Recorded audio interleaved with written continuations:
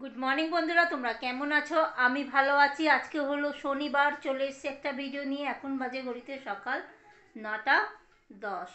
উঠে ঘর ঝাঁট দিয়েছি, লাড্ডুকে খেতে দিয়েছি, ছাদে কাপড় দিয়ে এসেছি, পাম্প চালিয়েছি, টিফিনে মেয়ের আর দিদির জন্য লুচি করেছি। আর কালকে কচুরি করেছিলাম, কচুরি বেঁচে গেছিলো, এটা আমি নিয়ে নিয়েছি দুটো। আর চা নিয়ে নিয়েছি। বর আসবে কিনা জানি না, ফোন করেছিলাম, বললো তোমাকে পরে ফোন করে জানাবো, ওই জন্য টিফিন করিনি, কারণ আমি জানি ওর আসতে বেলাই হয়ে যাবে। এবার দুপুরে খাবে কিনা তাও জানি না। না চাল নিয়েও চাল ধুতে যাচ্ছিলাম যে ভিজিয়ে রেখে দিই, আমি তো সকালবেলা চাল ভিজিয়ে রাখি, তাও ভেজাতে পারছি না। এবার মেয়ে খাবে জায়েদের ঘরে, তাও বুঝতে পারছি না, তো ঘুমিয়েই রয়েছে। আমি দোনোমনোতে পড়ে গেছি, এদের জন্য না আমার রান্নার দেরি হয়ে যায়, কাজেরও দেরি হয়ে যায়। তো চলো আর কি করব, দেখা যাক 10টা 10:30 পর্যন্ত দেখি। যদি বলে আসবো তাহলে ডাল, মুগ ডাল, আলু মাখা, পাঁপড় ভাজা করে দেবো। আর মেয়ে তো খাবে জায়েদের ঘরে, মনে হচ্ছে খাবে, যেহেতু আজকে শনিবার। তো চলো টিফিনটা করে নিই, অনেক কাজ রয়েছে, কাজগুলো করতে থাকি। আর শীত তো পড়ছেই না, জানি না কি হবে। সব এই শীত না পড়লে না সবার শরীর খারাপ হয়ে যাবে। এই হলো, শরীর খারাপ হবে কি, সবার মানে হচ্ছে শরীর খারাপ, ঘরে ঘরে শরীর খারাপ, জ্বর সর্দি কাশি প্রত্যেকের ঘরে হচ্ছে, একদমই ঠান্ডা নেই। কি বলবো, নভেম্বর মাস শেষ হতে যাচ্ছে। তো চলো টিফিনটা করে নিই। এই দেখো নিয়ে নিয়েছি। আর কাল মানে কি বলবো, আমার না সকালবেলা দিকে চায়ের এত নেশা হয়ে গেছে, বিকেলে খাচ্ছি না।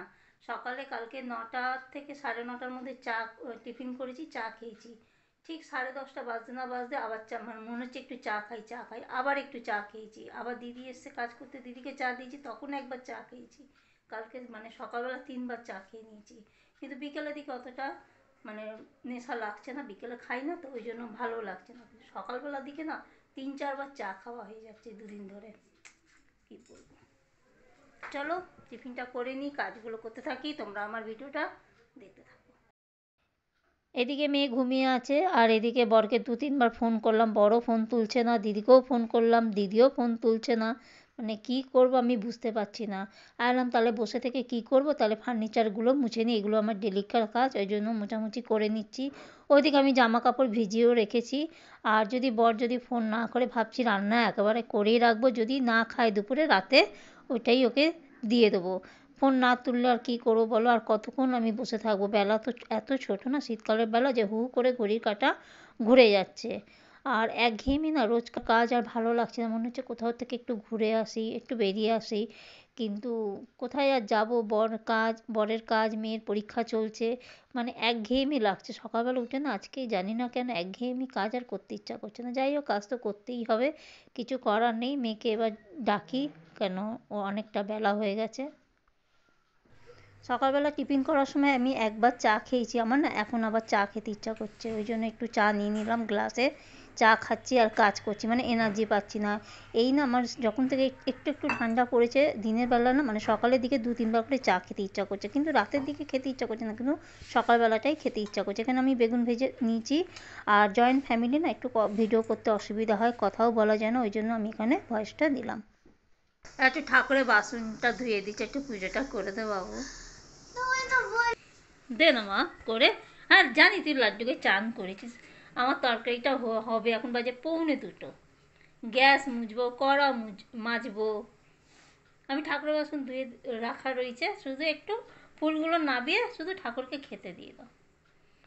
দে না মা দে, সোনা মা। আর ওর এত ঠান্ডা লাগছে যে ফুলাতা একটা মোটা জ্যাকেট পরেছে। ঠিক আছে, তুই এত মোটা কেন পরেছিস, এত ঠান্ডা পড়েনি। এটা আমার ননদের ছোট ছেলের জ্যাকেট, ও নিয়ে চলে এসছে আগের বছর শীতে।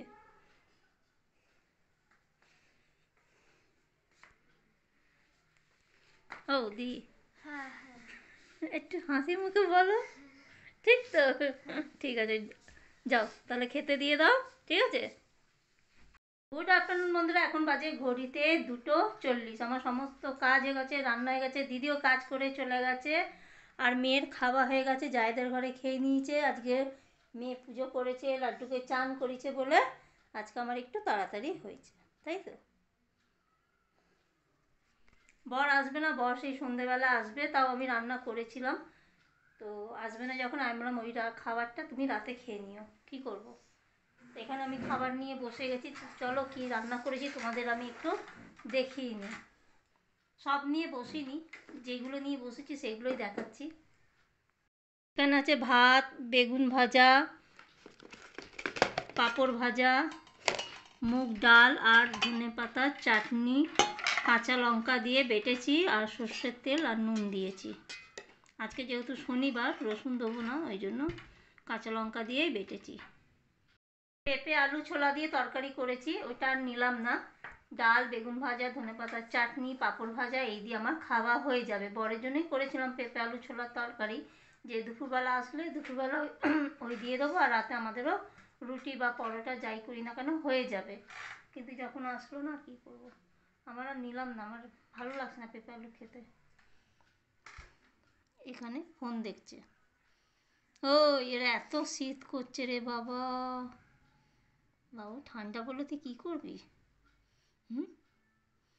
এখন তো পরেই নি, পড়লা তোকে আর খুঁজে পাওয়া যাবে না। তো চলো বন্ধুরা খেয়ে নি। গুড ইভিনিং বন্ধুরা, এখন বাজে ঘড়িতে 6:45। ঘুম থেকে উঠেই না আমার আবার চায়ের নেশা হয়ে গেছে, মানে চা খেতে ইচ্ছা করছে। আর এখানে মেয়ের জন্য ইয়াপি বানিয়ে নিয়েছি, দুপুরে বাসন সব পড়ে রয়েছে, ওগুলো এখনও মাজা হয়নি। আর আমার কি জানি কি হয়েছে, আবার যেন চায়ের নেশা হচ্ছে। চায়ের নেশাটা আমার ছেড়ে গেছিলো, আবার চায়ের নেশা হচ্ছে। কাজ করে কালকে একটু ময়দা আটা মিশিয়ে আমি মেখেছিলাম কচুরির জন্য, একটু বেঁচে গেছে, তো ওই দিয়েই পরোটা করে দেবো রাতে। আর পেঁপে আলু তরকারি কড়াই রয়েছে, বর আসেনি দুপুরে খেতে, ভাত রয়েছে, মুগ ডাল রয়েছে, পাঁপড় ভাজা রয়েছে, বেগুন ভাজা রয়েছে, সবই রয়েছে। তো চলো কাজগুলো করে নিই। সব শীতের জামা কাপড়গুলো সব বার করা হয়েছে আর বাক্স দিয়ে এখানে সব কেচে রাখা হয়েছে। আর এখানেও আছে, রাখবো কোথায় সেই হচ্ছে ব্যাপার, মানে রাখার তো জায়গা নেই। আমার এই একটা ছোট আলমারি, আর এই একটা কাঠের আলমারি, আর এই একটা কাঠের আলমারি। তো এই নিচটা পরিষ্কার করে জায়গা বার করতে হবে। এখানে সব শীতে জামা কাপড় রাখতে হবে, মানে এখানে থাকবে বরের, আর এই তাকটাতে রাখবো মেয়ের আর আমার। আর এটার মধ্যে তো মানে কি বলবো, অনেক কিছুই রয়েছে, দাঁড়াও তোমাদেরকে দেখাচ্ছি। এখানে রয়েছে মেয়ের জামা, মানে ডেলিকার ইউজ করে যেগুলো পাতলা জামাগুলো, টপ, এগুলো রয়েছে। বরের একটা শার্ট রয়েছে, মেয়ের জিন্স রয়েছে, এখানে মেয়ের খেলনা রয়েছে, এখানে বালিশের ওয়ার রয়েছে, এখানে চাদর রয়েছে, এই নিচটায় চাদর রয়েছে চাপা দিয়ে, মানে একদমই জায়গা নেই। ওখানে কিছু জামা রয়েছে যে আমার ভাইয়ের বিয়ের সময় কেনা হয়েছিল, মানে আমার একটা গ্রাউন্ড মতন কিনেছিলাম ভাইয়ের বিয়ের সময়, ওই একটা জামা রয়েছে। এখানে নতুন একটা চুড়িদার রয়েছে, পুজোর সময় নিয়েছিলাম। এখানে তোয়ালে, তারপরে আসন, এই টুকটাক জিনিসপত্র রয়েছে। এখানে নেল পালিশ, চুড়ি, টিপ, এখানেও সব সাজার জিনিস, মানে জায়গা একদমই নেই কোথায় রাখবো, সেই জন্য এই তাকটা আমাকে খালি করতেই হবে। এখানে দুখানা তাক আছে, আর এখানে আছে সব পার্লারের জিনিসপত্র, মানে ক্রিম, ময়েশ্চারাইজার, স্ক্রাবার, এখানেও চুড়ির বাক্স, মানে আমার প্রচুর চুড়ি। একদিন সময় করে তোমাদের চুড়িগুলো আমি দেখাবো। তো চলো এই জায়গাটা গুছিয়ে নিই। তারপরে রয়েছে এই এক ব্যাগ ইস্ত্রি, মানে কখন কি করব আমি বুঝতে পারছি না। আমি গুছিয়ে নিয়েছি, অনেকটা জায়গা বেরিয়েছে। এখানে জিন্সের প্যান্ট, এখানে বড় সব শীতের জিনিস, এখানেও শীতের জিনিস, মেয়ের একটা মোটা ঢুকিয়ে দিয়েছি, মানে মোটা সোয়েটার, এখানে শাশুড়ির সোয়েটার, এখানে ইস্ত্রি, অনেকটা জায়গা হয়েছে। আরও জায়গা আছে এখানে, আরও অনেকগুলো ধরে যাবে। ওইদিকে আমি লাড্ডুকে খেতে দিয়ে দিয়েছি, এখন বাজে ঘড়িতে রাত্রি 10টা। চলে এলাম সোজা রান্নাঘরে পরোটা করতে। বর ফোন করে বললো আসতে একটু দেরি হবে, ওই জন্য একটু দেরি করেই পরোটা করছি। আর আমি যখন পরোটা করি না, তখন একসাথে সব বেলে নিই, মানে যেই কটাই করি না কেন একসাথে বেলে নিই, তারপরে 2-3টে করে আমি ভেজে নিই, তাহলে তাড়াতাড়িও হয়ে যায়। ভেজে নিলে 2-3টে করে ভাজলে দেখবে তাড়াতাড়ি হয়ে যায়। তাহলে বন্ধুরা আজকের মতন ভিডিও আমি এখানেই শেষ করছি। যদি ভালো লাগে তাহলে লাইক শেয়ার কমেন্ট অতি অবশ্যই সাবস্ক্রাইব করে দিও। তোমরা ভালো থেকো, সুস্থ থেকো, টাটা বন্ধুরা, গুড নাইট।